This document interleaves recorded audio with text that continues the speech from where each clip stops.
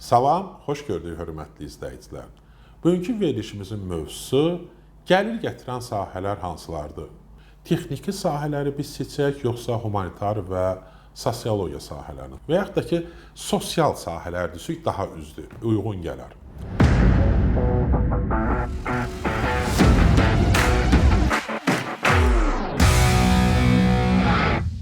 Bugün Azərbaycanda 50-55%-in üzərindən bir çoxları humanitar və sosial fənənləri daha çox seçirlər. Amma texniki sahələri seçənlər isə 12-15%-dir. Bu humanitar və sosial fənləri və yaxud da ixtisasları və yaxud da işləri seçən adamlar 5-10% uğur və qazanc əldə etmiş olur. Amma texniki fənləri seçənlər isə demək olar ki, 80-90% hamısı uğurla nəticələnir. Yaxşı, bəs onda niyə görə biz seçimimizi gəlir gətirən işlərə özümüzü yönəltməyək?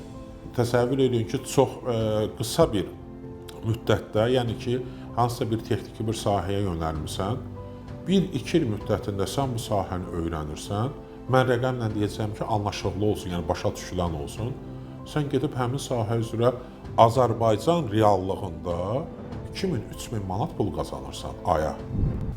Pis də qazanmır. 5-ci dərəcəli usta, maaş, mükafat. Cavan oğlandır. Əlləriniz qızıldır sizin, sənətkarsınız. Şadam ki, karınıza gəlmişəm. Bilmirəm, düzmü hesablamışam. Materialların miqdarını, qiymətini, nəqliyyat xərcini, ümumiyyətlə bütün zəhmətinizi nəzərə almağa çalışmışam. Əsas məsələ gördüyünüz işin dəyəridir. Buyurun, halal xoşunuz olsun.